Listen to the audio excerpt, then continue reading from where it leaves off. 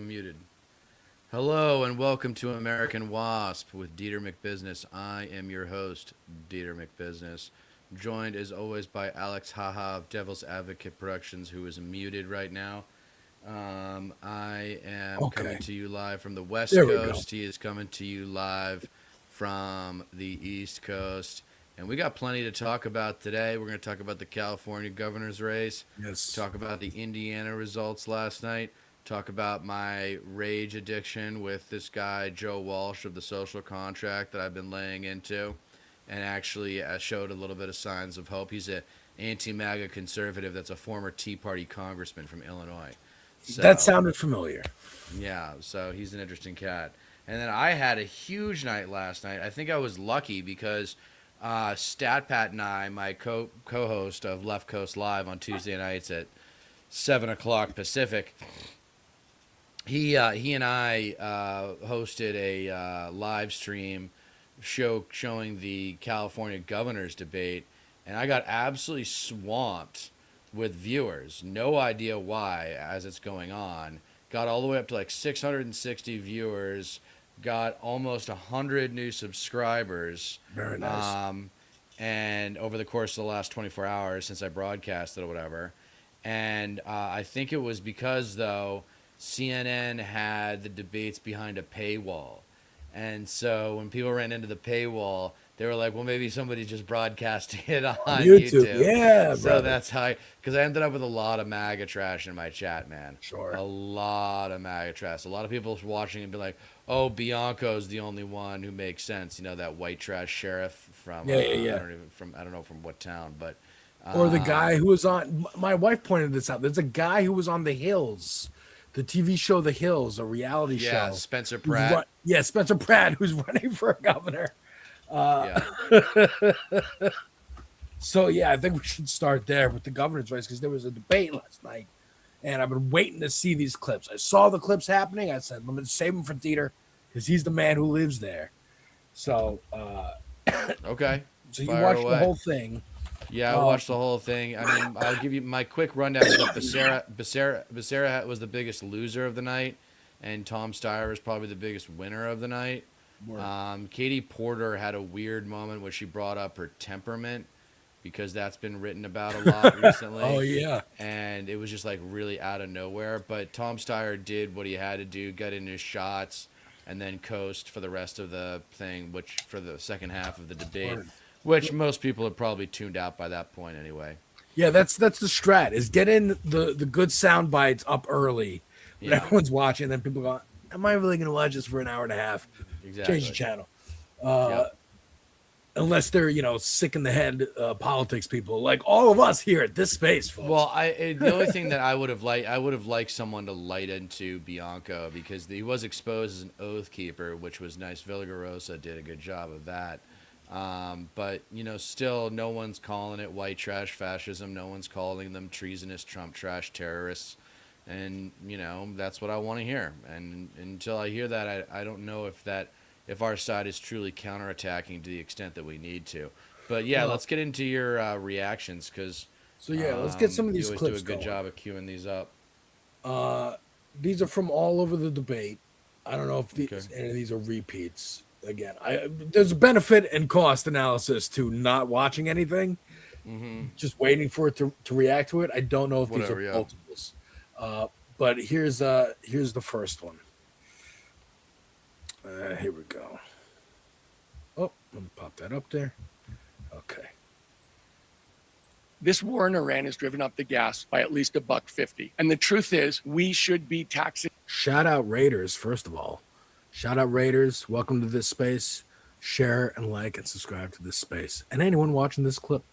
But we're talking about the governor's California race here. The oil companies because they are getting a windfall profit Don't say that around Becerra. He's gonna beeline into you. Javier Becerra is gonna be like, I will fight you, Tom Steyer. Let me say this. Being in bed with oil companies is a mistake. Javier Becerra has taken the max amount of money from Chevron, and he has said they're good guys that we need. The truth of the matter is the oil companies are ripping us off at the pump.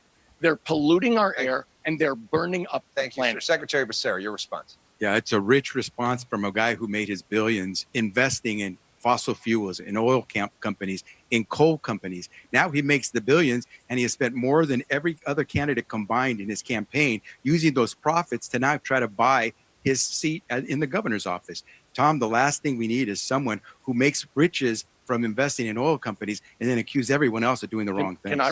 I walked away from my company 14 years ago so I could give back to California. I am the person on this stage who is fighting the oil companies. And the way that you know is they're spending millions of dollars to prevent me from getting you should turn around and be like, I could buy you right now. Maybe instead of buying ads, I should have bought your campaign. Say it! State has endorsed me. And the so, you know, I'm surprised. I'm a little surprised to see Hassan this positive about Steyer, but he's really grown to like him a lot. I mean, I think, look, Steyer is one of those rich guys who's like, I'm not about this like white supremacy deep in my bones.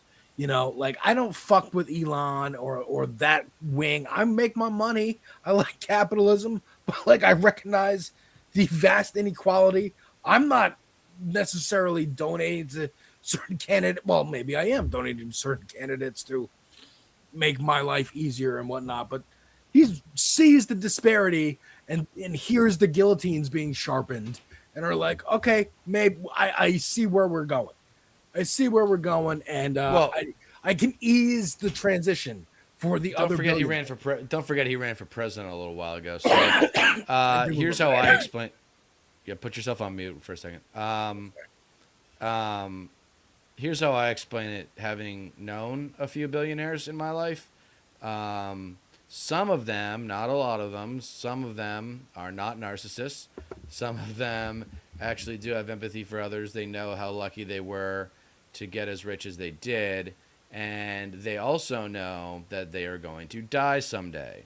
And they don't want their reputation, which becomes your legacy when you die, to be that they were just another rich guy that got theirs. They want their legacy to be that they tried, and you just heard him say it, give back to the society that gave them so much. So I think Tom Steyer is a good candidate. He's run a good campaign. There's a few things I wish he had done differently, but I think he's going to be the next governor of California, and I think he's got real potential to create some great change for this. I think maybe in this like macro elitist liberal world of like MSNBC, CNN, they saw the push with Mamdani, and they're like, well, fuck. That's the way everything's going. We got to get on board somehow. And we'll get on board, but try to pull it back and try to rein it in and try to leash the momentum of the angry grassroots working class. And I think maybe they go, okay, well, if we can have a governor in California who's like has a foot in both camps there, a billionaire, made money from oil companies, evil corporation guy, but left and wants to do the right thing. They love Melinda Gates. They love whatever Bezos' ex-wife's name is, who donate to charities and try to do positive things. But you got to do more than donate. You got to back candidates. You got to change the actual system. Yeah. And I think that's what he's going for here. This is him talking about his tax. I have said Katie Porter thinks she gets him in a gotcha moment here, but she doesn't. Yeah, I know this part. Well, I mean, Katie Porter, what a like fall from grace that she's had. Yeah. Billionaires like me should pay more taxes, and the big corporations should pay more taxes. Excuse me, and you that's literally why, said if this proposition is on the ballot in November, I'll vote for it. But going forward, we do need to go further. This is a one-time tax, and it also doesn't spread the money across the government the way everything else does. And specifically, it doesn't go to education and teachers and students, which is a critical need in the state of California. The tax I'm proposing to close a corporate real estate tax loophole Thank you, more sir. money, Wait, and it's spread throughout I the have country. not- Candidates I have not actually gotten- balance two Congresswoman. budgets. Congresswoman. I'm confused. Do you support the billionaire's tax that is going to be on the ballot in November? Yes or no? Katie, I just said I will vote for it if it's on the ballot in November. So, And so what I've said is you just it said it wasn't a doesn't good idea. go far Yeah. enough. That's awesome. Katie Porter's just not bright. She's just not. She's bright. trying to get lost, him. She's lost. She's trying to play a gotcha, and he's like, "I answered your fucking question." You He says, dumbass." like, yes, I will vote for it, but it doesn't go far enough. I think that's your problem, Katie. You want to just vote for that and be like, and tout that as a thing. Oh, I Yeah. would support this measure, but it's only one time. And he's like, no, I'm exposing that it's only one time. It's only one time. This doesn't fix the problem. We got to go further. What? This is great. I'm excited. This is my first reaction to this. Yeah, I don't know what to say other than like Katie Porter, like something tweaked with her. I don't know. The Vanguard guys were talking about it earlier today. They don't know if it's like Ozempic or something changed in her personal life. She used to be really good at like going after people based on details, using facts and data, and she just totally choked there. Yeah, I don't know. It's She's been a desperate while. to go after she's going after the front runner. She should be going after Becerra. She should have been gotten Becerra. She should have been going after Becerra's voters. That's but fair. she was stupid and went after Tom's. That's the only way she was going to have a chance. True. Is that if the other ones dropped out? All right. What's But you I got think- more from this debate? I do. Okay. This sounds awesome, dude. I like the way it matters that this is a billionaire. It matters that this is a billionaire. Another national stage election. It's a state election, but it's a big important state like New The York. most important state. Yeah, it's the most important state. It's more important than New York. We can have a discussion about that. But It is. It's the fourth largest economy. I in the know, world. but the greatest city in the world. Yeah, Let's as check out far as this- the city, not the whole state, though. You got to think the whole state, Why? Or just say yes. including Long Island. Fuck Long Island. Criminal operation. I've said all along, we should abolish ICE. It's breaking the law. It is Yeah. deliberately See? to break Yes, the law. and then that's why I'm saying we explain should it. hold them accountable. I saw Tom Steyer coming before anybody. Detention centers that they have in You saw Tom Steyer before, you said? I like that he said yes and. I saw him coming before anybody on this space, I'm pretty sure. Yeah. Yeah, you did. You called it out. You were like, I think this guy. And I was like, the guy who took out ads on MSNBC just to be like, I don't like Donald Trump. He wasn't running for anything. This was in like 2016, 17. It's like, I'm not Oh. running for anything. Just fuck him. Fuck Trump. And he just was the billionaire who just did that. Yeah, I I forgot remember about that. him doing that. Yeah, I forgotten about that. Because that's when I last watched MSNBC. secret. So Yeah. just to We should clarify, have a Mr. legal Steyer, defense fund. Yes, Just to I do. I don't know. I would go all the way up the chain. I've gone as far as Stephen Miller. Stephen Miller should be held accountable. for Yo, the that's ICE what I'm agents talking do about. in That's California. There we the go. point. Throw Stephen So Miller yeah, in jail. was the Senate confirmed Department of Homeland Security Secretary. Do you believe that she is someone who should be prosecuted? If she has given the orders to break the law in California, yes. Sharon They will have Bianco, to what's be your able response to to that? prove it. No one has broken the law in California, and this Yeah. is why. No one. Cop. Classic cop. No one. I mean, again, a national figure, a national billionaire, part of the Epstein class. Hopefully, no fucking shit comes out about him. Well, the Epstein class is like a certain kind of. That's yeah, like a the certain kind of conservative- billionaire. Well, that's like the Northeast like billionaire crowd, like hangs out at Palm Beach and shit like that. It's the billionaire class. It's not. I mean, really, what people should be saying is 0.1 percenters. It's the 0.1 percenters that are Yeah. really running everything. It's not the 1 percenters. It's the 0.1 percenters. And there's only so many of them. You peel a couple off, then it's a fucking true civil war. And any civil war needs people, and we have the people for Right. sure. So this is good. This bodes well. But here's the I thing: think. don't you think that what's missing on the left and what's emerging, like this isn't necessarily a problem, but the next step in unity is leadership. is Yeah. more leaders from different It's parts of the organization, country. man. Right, and Yeah. that's where I feel like the DSA really needs to step up and be that glue. I mean, look, dude. It seems like it's the best organization to do There's it. accounts on there's accounts on social media, and there's media figures who are kind of like, if it's not the revolution, if we're not storming gates with AK-47s, I don't want to hear about it. And I'm Right. like, well, you can try to organize that. We're gonna look at what's in place now, what the lay of the land is, what the chessboard looks like, and move the pieces that we can move. Yeah. Now, the pieces might get shaken up, like at the White House Correspondents' Dinner, attempts like that, things getting burned down, all that. Those are acts of nature. Nobody can predict that.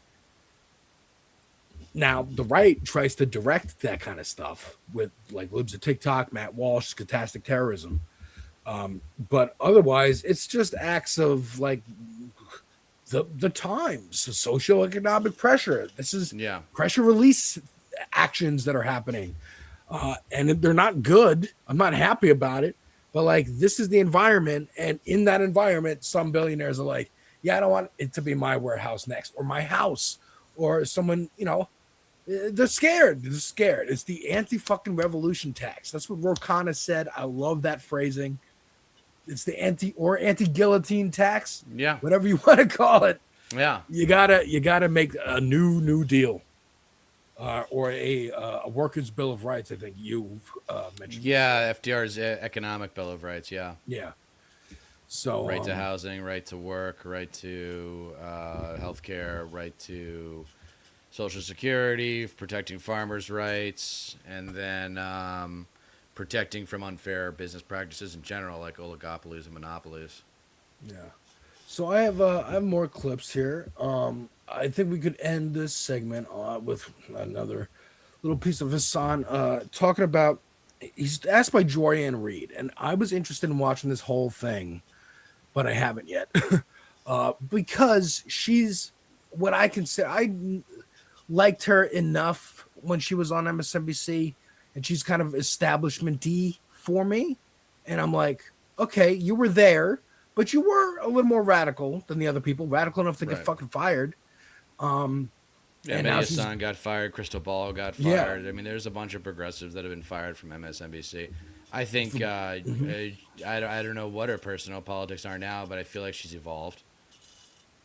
She seems like the type of person that learns. Yeah. Like, that's one thing we always kind of assume about people over 25 or 30 is that their views are just not going to change. Right. That the system needs to adapt to them. And I'm here to say, wait a second. If people were made aware of how ignorant they are, like, look at Jennifer Welch. Like, she has come so far because she just decided to educate herself on what's going on, who has been in charge, who's responsible for the current condition of the nation. Resolving the past. People always like to say elections are about the future. Well, you have to resolve the past in order to create a better future, right? Just ask any recovered alcoholic or drug addict. Right. They have to resolve. It's like, oh, I'm not here to talk about the past. Actually, that's exactly what you're here to do, because you need to make sure the past doesn't keep repeating itself. Right. So yeah, this is her and Hassan having a conversation on this bridge of people who, the demographic who watched her, who would have followed her to her podcast, and the people that Hassan's bringing this bridge building that's happening. Exactly like you said, leadership, using the levers that are there, not just waiting for a revolution to happen. To you to support a Democrat in 2028? What would you need to see them have on their agenda?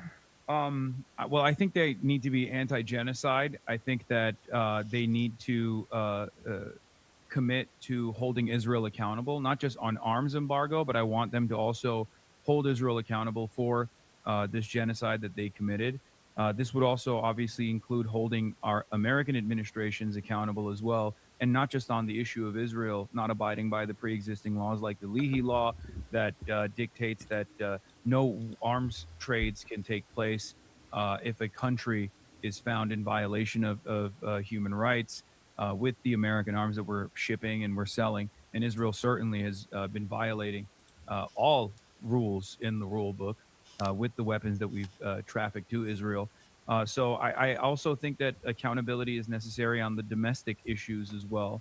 I want an American president who will say, look, there's been far too much graft, far too much grifting in this country, and we are no longer going to let these corrupt people steal your money and engage in these sorts of schemes with impunity. We are going to hold them to account. John Ossoff, regardless of my criticisms of John Ossoff, has actually done a very convincing case on this issue in Georgia. He talks about this extensively, and I think that's going to be a major issue in the midterms and certainly in the upcoming election as well. I think that there's a lot of appetite in the base for someone who will actually say enough is enough. We have to hold these people accountable, because if we don't, if no one feels like there's any accountability, then they're going to continue committing crimes. And I think it's totally ridiculous that we've allowed the wealthy to get away with stealing our resources, our productive output for far too long. And now they're more bold, they're more brazen with their rampant theft. So someone's got to put an end to that. So I hope that a Democratic politician can commit to that as well. And then on top of that, I want a politician that will uplift the working class, the material conditions of the working class. I want a politician that is truly anti-war, a politician that says we have spent far too much money on the military-industrial complex. Yeah, I mean, I think this is like good. Again, he's just saying what we're all saying. Yes, and what we've been and he's saying. just got he's got the platform, but he Yeah. still doesn't do it. Like I still wish I could get my hands on him to coach him, because there's a way to do it visually that creates the retention. You ready? You say, I got two hands, 5 fingers each, 10 total policy positions. With my right hand, I destroy. With my left hand, I replace. On my right hand, I'm abolishing ICE, abolishing APAC, prosecuting MAGA, removing Trump judges, and taxing the rich. Okay? With my left hand, I am, let's see, this is the one that's hard to remember. I am offering universal health care. I am raising the minimum wage. I am creating debt relief programs for all major forms of debt, including academic, medical, and consumer debt. And then something to do with housing and whatnot. I'll find the document that I have it on here, but that's the way to create retention, is to use devices like that. So Hassan knows all of his stuff. He just needs a little bit more creativity to create retention, so that people can actually, like, remember this stuff and then tell it to their friends. Like, that's how you know you've succeeded as a communicator, is when you have said something that gets relayed to people's friends. Yeah. I mean, Zoran did a great job. Make buses fast and free. Universal child care. What was the third one? I forgot the third one. Yeah, it was good enough for me to remember 2 out of 3 of his slogans. Oh, here we go. So it was Medicare for all or something better, raising the minimum wage, debt cancellation, humane and practical immigration, and then the next New Deal. Not just the Green New Deal, the next New Deal. Because as I know that's not popular, but the next we need to update the Green New Deal, because it's not perfect. I know people project a lot of qualities on it, but don't forget that thing came out over 10 years ago. Okay, technology has moved on. Very much so. But we can transition from the California governor's race into just talking more broadly about better Dems and loser conservatives, who are the white trash fascists are realizing, oops, people don't like the fascism part so much, because they're starting to see it at my girl, dude, she drives to work, she drives back. She can see the gas prices change during the day. And I'm seeing stories about this, like on TikTok, Instagram, Twitter. People like, I went to the store, I went to work, I went to the store, I went somewhere. On my way back, they added 10 cents. They added 5 cents. It's like, it's fucking crazy. It is. I remember talking to Lumen about it. Shout out Lumen, who's up next. Being like, oh, thank God Americans are so soft. Thank God we're not getting bombed every day. And that's what it takes for revolutionary action or organizing to occur, thank God it's only going to be a few months of, yes, very uncomfortable and scary gas prices to people, but that's what's going to do it. And I think, I mean, we're already Yeah, seeing, I mean, the guy who burned down the warehouse was like, you don't pay me enough to care. You don't pay me enough to live. Why would I care about not doing this? Yeah, I think that's the kind of revolution that we're going to see, or at least the light And sides so of we it. got Andrew Schultz here. Andrew Schultz and Charlemagne the God, so Nick can put it God. in the title of this clip. Oh God. And I will always point out, I knew Andrew Schultz because I was friends with his little brother. His little brother, by the way, has just posted on Instagram that yet again he was in the mental ward and he's out and he's okay, because I was worried. I hadn't seen him post anything for a while. He has mental problems, and you don't like. So do I, and this is one of the things we bonded over as friends. But I haven't heard I never hear Andrew talk about his brother, and it kind of makes me upset because I'm like, I know he's okay, and like y'all are taking care of him, but it feels like a black sheep. Like you don't want to bring him out and like, hey man, here's my brother, and like, what the fuck? Like, Greg's cool, dude. I'm trying to get Greg over on this space. Maybe that'd be cool. But yeah, let me play this clip from him and Charlemagne. We have to find a way to take care of people. Yeah. Because we should all be asking ourselves, why do these things keep happening? They're not happening because of rhetoric, guys. I don't believe that. I don't believe they're happening because of rhetoric. Because the reality is, who on the left is who's saying that kind of rhetoric? Like they keep using, you call him a fascist or you call him Hitler, like that. That don't have anything to do with it, bro. It's the things that you're ignoring, like the Epstein files. The guy said it in the manifesto. If there's this whole big document out there that is literally unearthing this huge pedophile child sexual abuse ring. Yeah. And nobody I get it. is being held accountable for it. It's just like in New Jack City when that dude was like, man, y'all ain't gonna do shit. I'm gonna take this shit into my own hands. That's what I see from this situation. Right. Yeah. So you're watching a person who feels like America's justice system isn't working, so I'm gonna be fucking Batman. Yeah. I mean, fucking Schultz is nervous there. Again, trying to get out from under this stink of being a Trump adjacent, a MAGA comedian. Yeah. Because fucking Street Fighter's coming out and he's in Street Fighter and he wants a career in Hollywood. And he knows. He's in Street Fighter? Yeah, dude. He's in the Street Fighter movie. Oh my God. They give him that kind of work? He wants a career. He wants a career. He doesn't have a big part. With Andrew. I'm sorry. I'm not down with Andrew Schultz, dude. If I got into the same room with that guy, I would get in his face and tell him, you really hurt the country by not doing your homework on Trump. Me dude. too. How the fuck did you support Trump in 2024? And I'm like, dude, I would be like, dude, I know your brother. I know he needs help. Why are you funding the guy who, if he got his way, Greg would be in a fucking mental asylum. Like, locked in there, can't get out. You'd go visit him, maybe. The end. Instead of free fucking healthcare to make it easier for him to fucking get resources that he needs. Right. Like, fuck out of here, dude. Fuck out of here. Well, he's kind of a bully, isn't he? Yeah. I mean, a lot of comedians. That's why, like, a lot of the free speech comedians that came out with Trump are really just don't have a good sense of humor other than hurting people. Like, they have to put people. Yes. They punch down. It's like Dice Clay tried to do in the '80s, but it didn't Very work. much. Yeah, dude. Oh, Dice Clay is like a hero to all these people. Like, he is the standard to, like. Yeah, when I was in stand-up comedy, I got compared to Dice Clay too, because at first I came out and I was punching down. I was like, wait a second, this doesn't feel right. And I decided that what you got to realize when you're a straight, white, relatively normal-looking man, there's nowhere to punch when you're a stand-up comic. Everywhere you're punching is punching down, so the only choice you have, if you're smart, is to punch yourself. Right.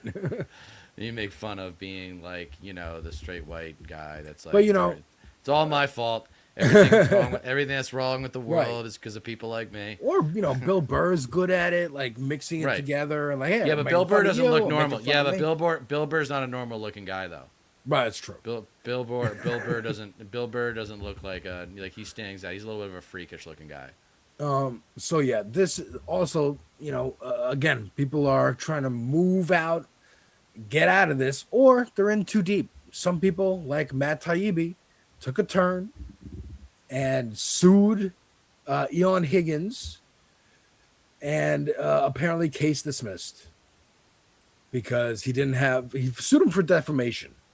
Now, I don't know the details of this, but like Matt Taibbi famously went and sucked the dick of fucking Elon Musk and tried to release the Twitter files. Oh, the Twitter files. This is finally the evidence that conservatives have been shadow banned and blocked on Twitter for talking about Hunter Biden's laptop, or that Russia was a hoax, or blah, blah, blah. Didn't amount to fucking shit. And then when Trump comes in and starts buying media companies, his friend starts buying media. No files on that. No files on that. So just another fucking loser who you go MAGA, you lose. Like I don't have a get woke, go broke quippy rhyme for this, but it keeps happening again and again. I see TYT doing it, and Anna and Chank desperately just want to get. Anna's talking about like, I'm maybe a newborn Christian now, trying to get on this like a money pipeline of like, we spent too much having a studio. We actually don't need a studio. Daily Wire is firing half their staff, and I think they're going, well, we don't really need a studio to look like a news studio. Right. It's actually better if we just do it in our rooms. So yeah, the Daily Wire, talk about getting ahead of their skis. They started spending money on original content, and it's just, if you want any better proof that conservatives are not empathetic people, look at how bad they are at storytelling. Okay? Conservatives are not welcome in Hollywood because they are conservatives. Conservatives are not welcome in Hollywood because they're not empathetic. And the purpose of storytelling is to experience what it's like to be someone, and usually a normal person in extraordinary circumstances, or a exceptional person in exceptional circumstances. But usually the circumstances are fairly extreme. The bullshit content that Ben Shapiro is trying to produce down there in Nashville, which it's too bad I wasn't in a fraternity at Vanderbilt, because I could have gotten some frat bros to harass the hell out of him every time he came in and out of work. But there was a joke. They tried to do these movies and short films and stuff that were all types of anti-woke, and it didn't work. Nobody watched them. Nobody gave a shit. No, nobody gives that. They much lost of a big shit. one. When they lost Candace Owens, they lost a huge name because she was a black woman, and everybody else on that damn network is a white man. Right. I mean, Michael Knowles is a joke. Because Matt Walsh is an ugly on the outside, ugly on the inside douchebag, just like Ben Shapiro is. And so I don't really know what the value left is in that company. Dude, as much as they all complain about DEI and diversity and all that, even their audience doesn't want to just see a slate of similar looking white dudes in a big room together talking about, because how do you even tell them apart? They all look so much similar. There's only one guy who's bald. And then, okay, but get a black woman, at least there's diversity. At least there's a chick. It's also a sausage fucking fest. It's also fucking like lame and stupid. Like, I'm glad they're fucking losing money. I'm glad these idiots, again, Latino Mufune said, go fast, lose cash. That's a great one. That's a great one. Go fast, lose cash. Right? Incorporate that one. But we got loser Dems too. Last week, we talked about, you know what? In fact, fuck that. Here's Michael Knowles from the Daily Wire talking to Mehdi Hassan. And I don't know why Mehdi Hassan's been getting on my nerves lately, but I wanted to just play this clip for you and see what you think. Sure. Because this is Michael Knowles on the other end of this, by the way, a fucking Daily Wire contributor. There is no precedent for January 6th. We were used to peaceful transfers of power. Richard Nixon agreed, even though he's probably robbed by JFK. Al Gore agreed, even though he's probably robbed by George W. Bush. Donald Trump actually lost, for sure, and he still didn't accept it and incited a riot. Michael says, oh, Democrats thought it was the worst day in history. Do you know who said, bar none, it was the most horrifying day in American politics in my lifetime? Mike Pence. No. I don't know. You Guess kept again. quoting him, so I assume. Guess again. It was Ben Shapiro on January the 7th. He said it was Yeah. the most horrifying day that I witnessed in American politics. A noted Democrat, But Ben I Shapiro always said disagree that. with that. On January. I mean, here's the thing that has been getting on my nerves. Pointing out that, like, they're hypocrites. It's 2000 late, dude. It's 2000 late for that. Like, Michael, you hear Michael Knowles on the other end just being like, I don't know, like just cracking jokes about it because he doesn't fucking care. They're past caring of putting on this airs of like, we're serious debate people. They get into a debate with somebody. All he's trying to do is crack jokes at Mehdi Hassan and get people in the audience to laugh and have clips to show later of how triggered he got Mehdi. The end. Mehdi is trying to like convince him that he's wrong, convince the audience to not listen to Knowles, but the audience who are listening to Michael fucking Knowles don't care either. That's what I mean. Like, you were right about the other media that they tried to get into, making movies and stuff. Like, right, first of all, scripted content. Yeah, never put your own money up to make a movie. That's why they all have investors. But they thought people cared about them as personalities. They do not. They care about the racism and shit that What they're they getting hits of each time. Yeah, they don't give a fuck about make a you. Good point. It's like a drug. It is like a drug, and it's also they're giving, like, that's what Trump does, and that's what these sycophantic pundits do, is they give people the permission to express their willful ignorance about our country and how the government should work and what the citizens are really doing, breaking them into categories and groups of, you know, the xenophobia is the leading cause, and then there's the racism, and then there's the homophobia and transphobia, which, you know, it's really the transphobia that has replaced homophobia. It seems like even conservatives are okay with gays now. They've got Scott Desson as their Secretary of Treasury. Seems like they're okay with the gays. They're not okay with the transphobes. They moved the goalpost because, you know, Scott Bessent is here and fucking Milo Yiannopoulos is here and Lindsey Graham and maybe JD Vance and some of these other people. Oh, shit. You know, who knows? I've never seen JD Vance and a woman in the same room other than Erica Kirk, who we all know is secretly a man, and transvestigations are happening and blah blah blah. This is why they watch Candace Owens, because they don't give a fuck that it's a black woman. One, they can lust after her because that's a lot the psychosexual nature of racism and bigotry in general. But two, she's saying the wildest shit.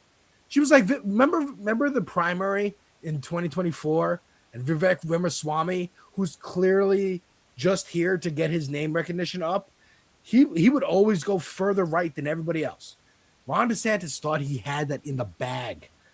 But first of all, it was a couple of years after the lockdowns. Nobody gave a shit that you kept Florida open anymore. That was your biggest thing you touted. And Vivek would just undercut you with everything and just be like, well, you're not closing enough schools. You're not kicking enough brown people out of colleges. You're not doing that enough. That's what Candace is doing. Yeah, that's Candace has got him beat. Yeah, Candace played her cards really well. I got to hand it to her. She really she really figured out how to take care of herself and get out of Dodge before the fucking castle started to crumble. Because there's also like I was reminded, actually, watching the Vanguard Boys, shout out Vanguard Boys, of Brett Cooper. Do you remember Brett Cooper? Yeah. Who was like, she looks just like, I'll bring up a picture of her. She looks just like Ben Shapiro, but is not related to him at all. She's like a Gen Z influencer girl who was just kind of like, shoe on head or something. Like whatever politics you need me to talk about and espouse, I will. This girl. Doesn't she look like Ben Shapiro? Went through like a face she's like changing the female Ben Shapiro. I've seen her. Yeah, she's crazy. So she left Daily Wire a couple years ago, and isn't like just fell off, right? Because she's not doing the Candace Owens. Oh, I'm gonna make it like I'm gonna go crazy with it, and like Erica Kirk's a man, and she had Charlie killed, and has ties to Israel, and like also Epstein and all this crazy shit. They're all weirdly. Here's the thing: Alex Jones is the shoes they're trying to fill. It's either Tucker Carlson trying to fill the Rush Limbaugh spot, which is like he's fighting with Ben Shapiro over that, and I think Tucker's winning. And then there's the Alex Jones spot, which is like, he's drunk and old and like tired, old news. And he talks about like, making the frogs gay and shit people don't care about anymore. They want to know about who's secretly a man, what weight loss pills are actually turning you trans or whatever it is. Like you said, they don't care about gay people anymore. They care about trans people. You got to up the lingo. And they're not doing that. And they're focused on also, we got to also maintain our support for Israel and maintain our support for billionaires. And aren't they cool? Remember Elon doing a Hitler salute? Like, actually, the autism salute or whatever we called it, they're losers. Yeah, and now that it's affecting gas prices, they're just kind of realizing it was all for show. Yeah, I mean, look. Now that it's actually affecting their wallets and people are having to buy their own insurance and they're like doing the math and like, wait a second. We're just going to war. We're cutting programs for people. Like, what's the government really doing for me? Yeah. And let me pop up Lumen, who has joined us. Oh, hey. Yo. What's going on? I just wanted to point out, I know we had a whole discussion about Plattner, but both Plattner and El Sayed are named in these fundraising emails for AIPAC, saying, oh no, Graham Plattner and Abdul El Sayed, a direct threat to the U.S.-Israel relationship. And they're wearing it as badges of honor. Like, I love that candidates for Senate are going like, yeah, dude, AIPAC doesn't like me officially. And here's the proof. And that gets them more support. That's a crazy world that just 3 years ago was almost unheard of. I mean, it's not y'all. I promise what I'm about to say. It's not directed at y'all. It's not direct. But I'm so sick of talking about Graham Plattner as I'm going to talk about Graham Plattner, because it's like, on one side, I feel like the biggest fence sitter, because on one side it's like, oh, this guy is Jesus walking on water. You can't say anything bad about him. And I'm like, come on, bro. I'm like, nah. I'm like, I have legit questions. Like, if I lived in Maine, and I choose those words very purposefully. If I lived in Maine and went to that man's town hall, I would make sure I'd crawl on my knees to make sure I'd get a chance to talk to him. And I'd say, and have it on camera and say, look, man, I'm a Marine Corps veteran too. I'm not even pissed off about the tattoo. They call us crayon eaters for a reason. Stupid. You're stupid for that. You didn't know better. Okay, fine. My question to you is, if you're sitting here telling me how much you're anti-war after what you saw and did in Afghanistan, I don't understand why you became a mercenary. That's my question. What was your thought process? I need you to walk me through this. And that's the thing I've seen nobody ask this man. And it's driving me nuts. That's a fair question. It's a fair question. But on the other side, we got people who call themselves leftists, and they are leftists. I don't mean that. Let me take that back. We have leftists that don't even live in Maine, sitting here shit posting about the guy in weird Discord and Facebook groups. And I'm like, okay, so you don't, I'm like, yeah, you figured it out. You cracked the code. Graham Plattner is a Nazi, a lying Nazi who lies. What is your solution now? What are you telling the people of Maine to do? Just go vote for the Republican. If that's how you feel, go vote for him, I guess. But don't be so insufferable about it to where like you're pissing people off with this shit. And I don't mean like I don't want to get into image politics or whatever you call it, but it's just like, damn dog, it's like why you're not doing anything good. If you're telling me I live in Maine and it's still a primary and I think that we should support this other guy, I'd be like, cool, let's do that. But if your thing is like, I don't believe Graham Plattner, and a lot of people, I get it because of John Fetterman, they're like, I don't believe Graham Plattner. And I'm like, okay, cool. Like, who can we hold to your standard then? Because we have to, we can't believe anybody. If the man is saying a thing, if he gets in office, he might do the thing, he might not do the thing. That's not on us. Like, we have to be like, okay, well, this is the best choice, so we're going with it. And this is from somebody who did not vote. And I have to always preface this. I did not vote for Kamala Harris because I had the same energy that people are having about Graham Plattner, about Harris and the genocide in Gaza. I did not vote for her, but also I live in Louisiana where it wouldn't have mattered. Right. But I can tell you, if I lived in Ohio, again, if I lived in Cincinnati, Ohio, I would not have voted for Kamala Harris. There's no way I would have done it. And I can tell you, like, you were like, oh, that's BS. You would have told. No, I can tell you why. Because to my own embarrassment, I will admit, I lived there during the Obama-Clinton primary. I voted for Hillary Clinton. Not because I didn't like Obama. It's because I thought Obama couldn't win because of internal racism. And that's terrible. I regret that all the time. Even though Obama should be in a cage in The Hague, I regret that vote.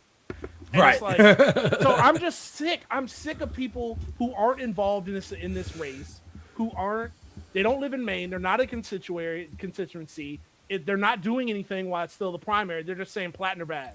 And I'm like, all right, then exactly. What? But or who else? Who else is 40 points ahead? Who else? Like, this is what I mean. The people who wait around for the revolution to start. It's like, you want to organize that? Go ahead and try. But right now, this is the game board. These are the pieces. This is what we got to fucking get behind. Outside of acts of nature and the things that can happen, we have to move in these ways because these are the levers, and we got to pull the fucking levers that are there. Unless you want to create your own, you can go try and create your own. I got in a whole fight about this today online. I have a sickness, bro. I can't stay off. I reactivated my Facebook, and I cannot stay off of it.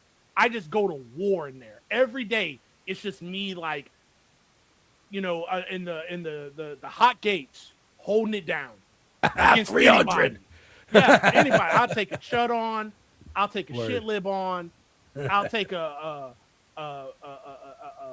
LARPing leftist on. I'll take them all on. Bring them on. I think the reason he probably did the mercenary work was for cash. He was probably desperate to pay some bills, those things pay pretty fucking well. So I think that's probably the simplest explanation for the mercenary thing. With that said, it's a valid question. At the same time, he doesn't have to answer it because he's in incredible shape politically. Like, his polls make him untouchable right now. So all he's got to do is not fuck it up from here on out. And so I wouldn't expect anything special out of Maine until that election is over in November. But, this guy Plattner, he's going to be a good soldier. He'll be a good captain, major, maybe even a commander. But, like, I don't think he's a general in the war that's coming. I don't think he's like presidential material, like some people are saying. It's like our personalities, our portfolio of people is so small. Like, we've got Al Sayed in Michigan coming too. He's exciting as fuck, but it's gonna take cycles to build these names up. And so we have a portfolio of personalities where we can relate to the diverse factions of America, because that's what our problem has always been, right? Fractionalization. On the left. That's always been our fucking problem. Everybody knows everything, and nobody's willing to sacrifice this to give up that, and everybody wants to be the smartest motherfucker in the room. And that's why I say, I don't care if the next leaders, like, they got to have a certain threshold. I say the reason why AOC I don't think is a good heir to Bernie is because you have to be at least close to as smart as Bernie in order to be his heir, and AOC isn't anywhere nearly as intelligent as Bernie is. Plus, I think she's a better creature. Her personality is a better fit for Capitol Hill. So her natural growth trajectory for someone like AOC would be Senate. So we have to kind of have leaders who are willing to manage the stars, so to speak, and make sure people end up in the best possible positions for power. Like Graham Plattner should be a senator for the next 2 or 3 cycles, and then maybe be in the cabinet or something like that. But he's young, and he's going to be I think he's going to be a positive voice. But yeah, dude, like the Nazi tattoo, like for a very big portion of his life, he was a military bro. He was in that culture, and that is created some baggage for him. But I think he's done as well as can be expected in terms of dealing with the stuff that you're talking about. And it's just a matter of surviving the storm at this point and getting to the finish line, right? Yeah, I mean, so if I was in Maine, I'd be voting for him. Like, that's what I would do. But this is coming from somebody who, and I was trying, I believe me, I got into a multi-hour argument at work, not online in Facebook with like in a leftist group about this. And it's just like, look, I don't even believe in electoralism. I don't. I am black pilled to this. But elections happen in our material reality. So they're going to happen whether we like them or not. So the best thing we could do is just try to pick the worst, the best of the worst. And it's like the same thing. What the thing I asked you was like last time we talked a couple weeks ago. I'm like, do we hate Mondami yet? Because I'm ready to turn on him at any time because he's part of the system, and it just is what it is. We shouldn't doing a great job, any though. of these people. We shouldn't. We shouldn't put them up on pedestals, and we should not make them demigods of democracy. That's for damn sure. But don't be. I don't know. I don't know if there's anything I can say or do to shake you from having. You don't have to, because I can tell you right now. I just went and voted. My wife and I woke up Saturday morning, went to go vote in our shitty fucking Louisiana early voting election. Because here's my thing about it. It's like the election, like I don't believe in it, like as far as getting any material change, but the elections are happening. It takes so little time and so little effort. Right. This is how I deal with local politics in my state and city. I pick up my like punk rock free weekly paper called Anti-Gravity. I see who they endorsed, and then I just go with that. I think that's what a lot of progressives do. That's a lot of progressives do that. Yeah, that's what I do with working families.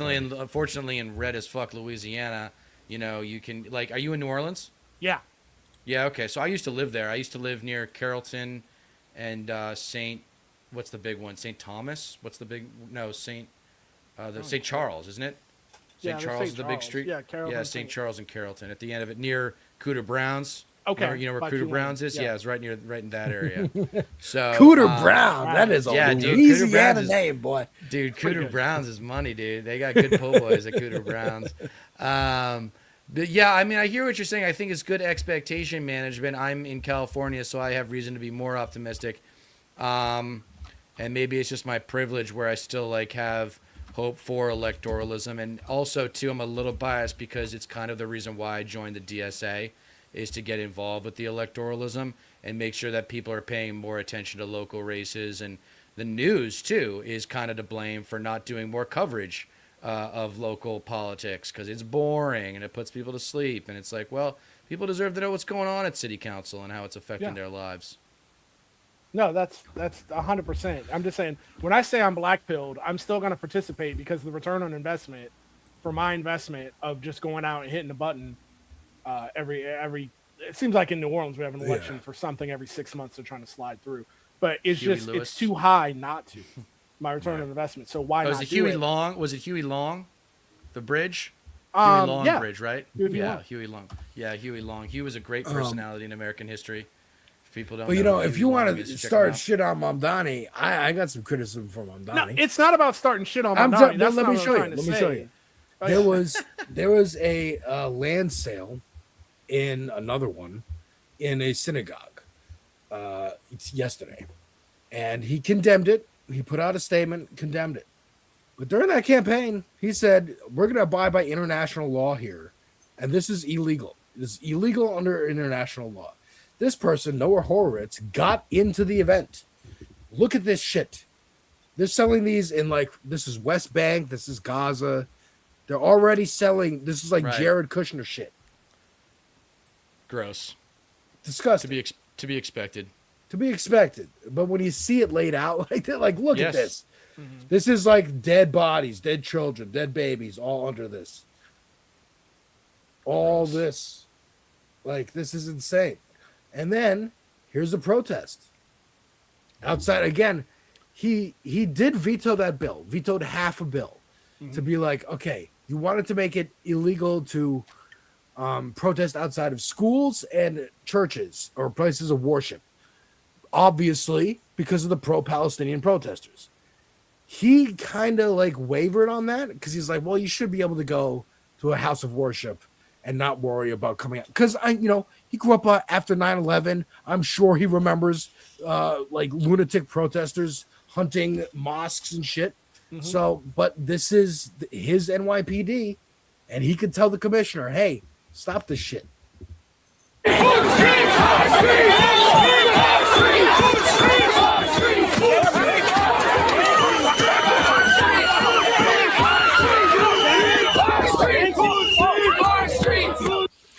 So I don't mean, but this was, and again, they're going to say, oh, this is anti-Semitic protesters. This is, getting old. and again, It's they're getting old. literally using human shields by holding this event inside a synagogue. It is the most transparent metaphor for the entire thing. We're going to do violence, like humanity level violence. And then I just don't think people care anymore.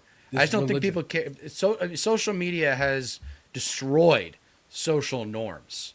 And that means that tearing down these cultural assumptions of revolution is bad, those kinds of things, and that sometimes, fighting fire with fire, or like the basic question that I use, because I always think like high school politics is a good way to get people to relate to politics, if they're really low information in particular.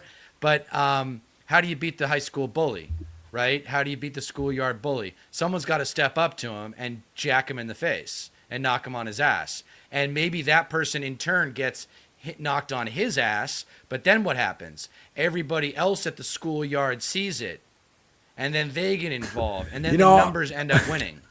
I think you're right to an extent, but also I will remind you of a little film called Dazed and Confused, where someone has that idea, like, I just need And to no get one it else one joins good it, hit, right. and Yeah, then I everyone know. will stop Yeah, it, but it doesn't exactly go. I remember that part. Yep, that was a good reference. Hell of a pop culture reference. Well done. Love Dazed. Yeah, I mean, you got to, but that's the thing is, if, you get knocked on your ass, you keep getting up, eventually somebody starts to care. Yes, And then, that's the point. the benevolent big guys get involved, and hopefully righteousness is served. But anyway, I'm going to let you guys, I'm going to bounce and let you guys take it from here. Before I go, just remember that you don't get change in America by asking nice